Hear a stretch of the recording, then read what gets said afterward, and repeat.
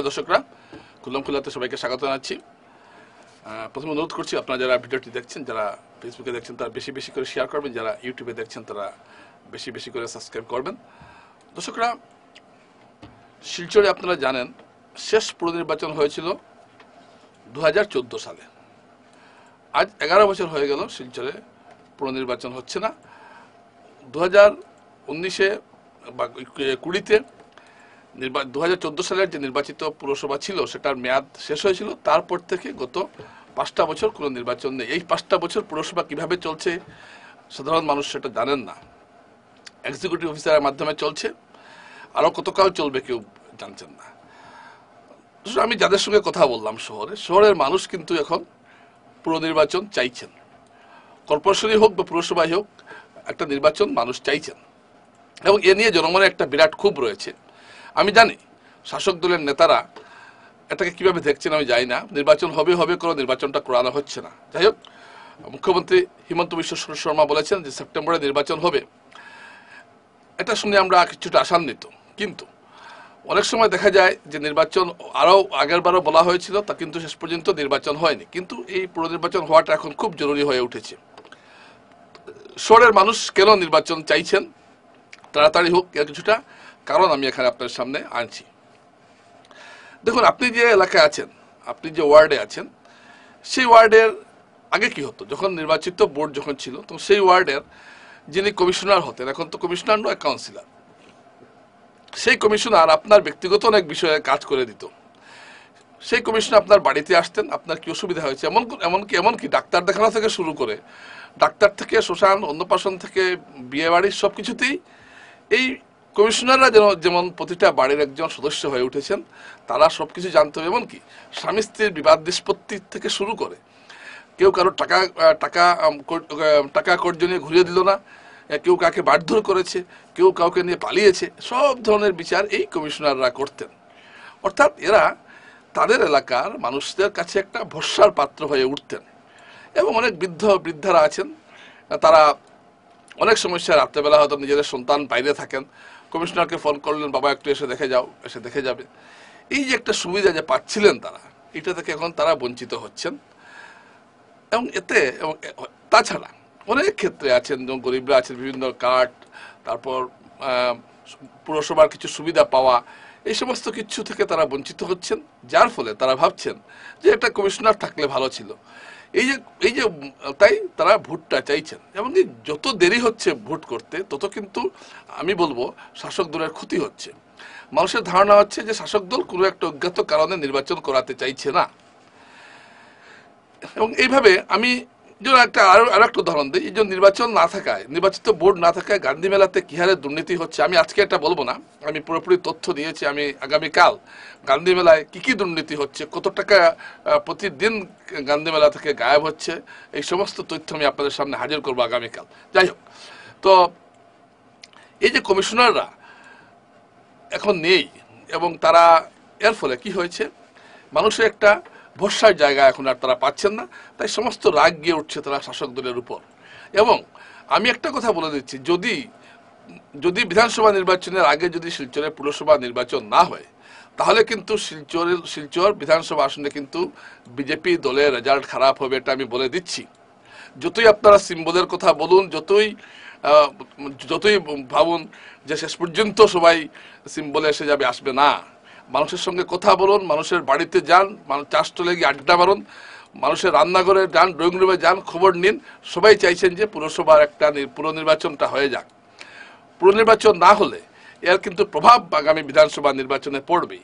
এটা কিন্তু একদম আপনারা যারা বিজেপির কট্টর সমর্থক, তারা হয়তো আমাকে ভাবতে পারেন যে এটা আমি কি বলছি। আমি এটা পুরো স্টাডি করে বলছি, মানুষের সঙ্গে কথা বলেছি। আমি তো আর সার্ভের মতো তো আর করিনি যে কোয়েশ্চনিয়ার নিয়ে তো মানুষকে জিজ্ঞেস করছি না। আপনারাই নিজে পরীক্ষা করুন, আপনারা একবার শহরের সবাইকে জিজ্ঞেস করুন, বা আপনার পাশের লোকটিকে জিজ্ঞেস করুন যে নির্বাচন না হওয়ায় তারা খুশি না খুশি। অখুশি, প্রত্যেকটা মানুষও খুশি এই নির্বাচন না হওয়ার ফলে। পুরসভার যে এক্সিকিউটিভ অফিসাররা আছেন বা পুরসভার যখন কর্মচারীরা আছেন, তারা এখন সর্বা হয়ে গেছেন।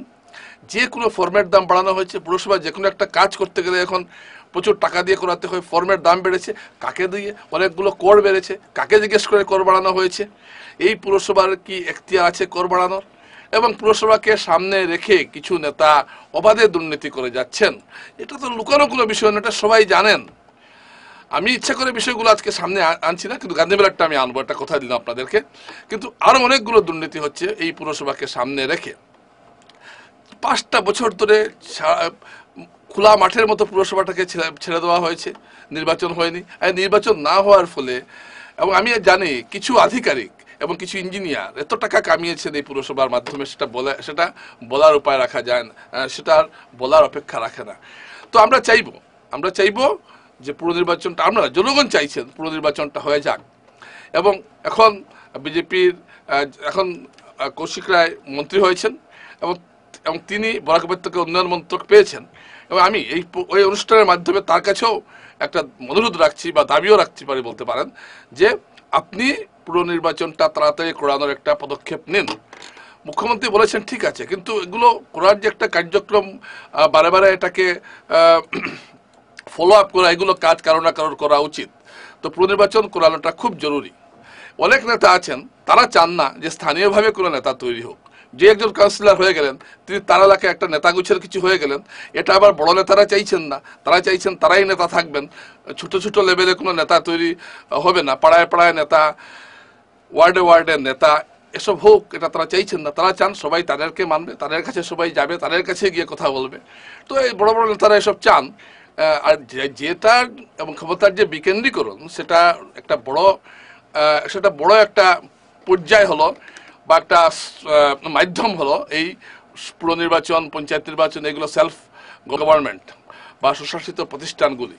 তো কিন্তু দুঃখের বিষয়, গত 5টা বছর থেকে এগুলোকে ইচ্ছাকৃতভাবে আটকে রাখা হয়েছে। এটা কিন্তু মানুষ পরিষ্কারভাবে বুঝতে পেরেছেন। সবাই ভাবেন যে মানুষের বুদ্ধি বড় কম, মানুষ সবই বুঝেন এবং সময় মতো ঠিকই জবাব দেন। অনেকে বলবেন এই এত করতে হচ্ছে, মানুষ তো, আমরা ভোট তো ঠিকই পাচ্ছি। তারা ভোট পাচ্ছেন, ঠিকই পাচ্ছেন। কংগ্রেস অনেক বছর ভোট পেয়েছে, কিন্তু নিজের দোষে, নিজের নানা ভুলে, নিজের দুর্নীতি, নানা কারণে কংগ্রেস আজ পথে বসেছে। তো ঠিক সেইভাবে আপনারা যদি ভাবেন যে আমরা যা কিছু করবো মানুষ তো মেনে নিচ্ছে, সারা জীবন মানবেন, এটা কিন্তু হয় না। সুতরাং পুর নির্বাচনটা তাড়াতাড়ি করিয়ে নিন, এতে আপনাদের দলেরই ভালো হবে। কারণ পুর নির্বাচন না করানোয় কিন্তু মানুষ অত্যন্ত ক্ষুব্ধ হয়ে আছে। এই যে বললাম, যারা সুবিধা পেতেন, তাদের এলাকার একটা কাউন্সিলরের কাছ থেকে বা ওয়ার্ড কমিশনারের কাছ থেকে সেই সুবিধা থেকে তারা বঞ্চিত হচ্ছেন। এবং পুরসভায় এখন তারা যেতেই ভয় পান। আগে এইগুলো কাজ হয়তো কোনো কাউন্সিলর বা বা ওয়ার্ড কমিশনার করে দিত, এখন এটা আর হচ্ছে না। তাই এই পুনর্নির্বাচন করানোটা অত্যন্ত জরুরি এই মুহূর্তে। গ্রাম পঞ্চায়েত নির্বাচন হয়ে যাচ্ছে, আপনারা জানেন যে গ্রাম পঞ্চায়েতের আজকে বিজেপি নির্বাচনী কমিটিও গঠন করা হয়েছে। তার মানে ধরে নিন যে আগামী পরশু বা পরের দিন গ্রাম পঞ্চায়েতের নোটিফিকেশন জারি হয়ে যাবে। কিন্তু পুনর্নির্বাচনের নোটিফিকেশন জারি হবে কিনা এটা কিন্তু এখনো ঘুরো নিশ্চয়তা রয়েছে।